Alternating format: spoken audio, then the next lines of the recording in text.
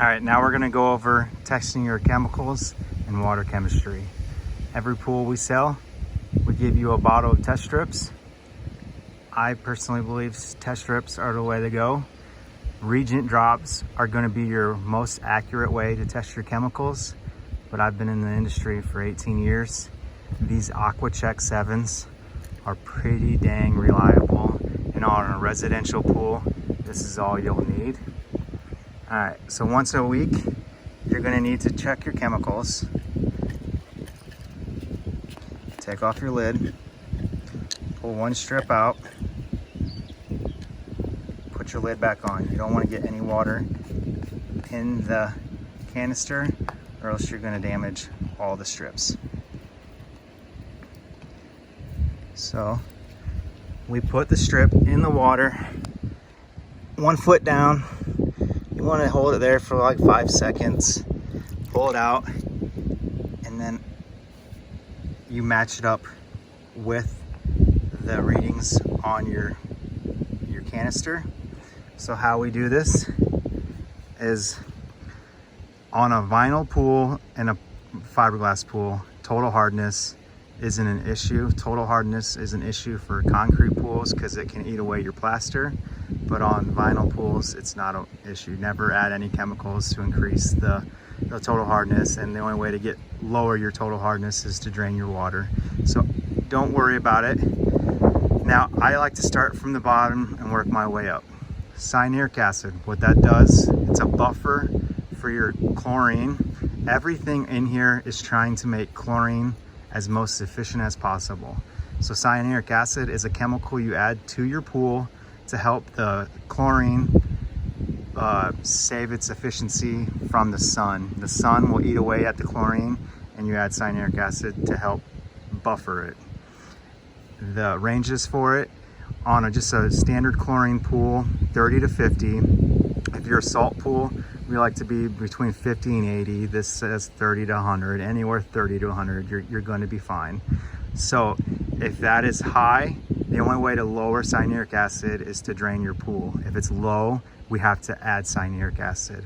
Cyanuric acid is called cyanuric acid or stabilizer or conditioner or buffer. All that's the same. Then once that's good, we go up to total alkalinity. Total alkalinity works with pH kind of together. What total alkalinity does is it helps stabilize pH. If total alkalinity is off, your pH can be erratic. If your total alkalinity is high, your pool can get cloudy. To raise total alkalinity, we add sodium bicarbonate or baking soda. To lower it, we add muriatic acid. Then we go, once your total alkalinity is good, we go to pH. pH is what makes your chlorine efficient.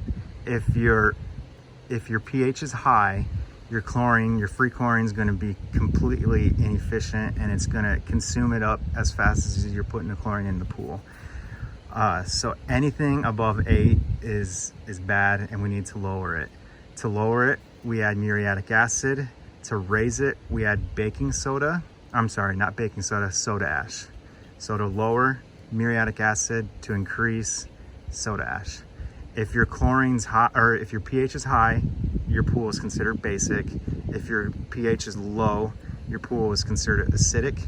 If it gets lower than 7.2, it'll start to be an irritant toward your skin, and it will also attack metals in your pool, particularly your heat exchanger. It's a costly fix, so we want to ensure that your pH is right around 7.2 to 7.8. So now the main important ingredient to your pool is free chlorine. Free chlorine is what sanitizes your pool. On a regular chlorine pool, you want to be between 1 and 3, closer to 3. On a salt pool, we can run at 0.5 to 1. Even you can go up to 3. It's not going to harm your pool.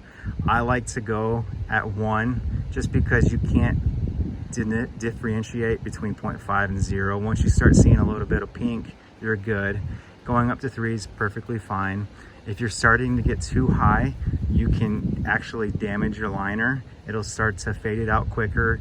And if it's really high and you have an automatic cover, you could release the inhibitors in the liner and you could accumulate wrinkles. So we don't want to get it too high. To increase pH, or I'm sorry, to increase free chlorine, we either add chlorine tablets or shock if you're a regular chlorine pool. If you're a salt pool, you increase the output of your salt cell. You can still add shock or chlorine tablets to a salt pool. They work the same, but you typically don't have to. You can just increase the output of your salt cell. If your free chlorine is getting too high, you either turn down your salt cell, you close off your chlorinator so you're not pushing any more chlorine from the tablets, or if you have an auto cover, you keep your cover off the pool or open to where the sun's gonna eat away at some of the chlorine. If it's extremely high, we might recommend to drain your water a little bit because we don't want to damage the liner. And then total chlorine is really not a big concern unless your total chlorine's high and your free chlorine's low. That means we have too much combined chlorine. Combined chlorine is your bad chlorine, and the way to get rid of the combined chlorine is to oxidize your pool. You can put a non-chlorine oxidizer, or you can just shock your pool, and that actually releases the bad gases inside your chlorine, gets it out of the pool, and then gets it to where the total chlorine and free chlorine are equal. That is everything you need to know about water chemistry. There's a few other things. If let's say everything's looking good and your pool's cloudy or some issues, we can add some metal out. We can also add some phosphate remover. In a separate video, I'll go over all the different chemicals that we put in the pool, and then we'll tell you how much dosages you'll need if these chemicals are off. All right, that's it. Thanks.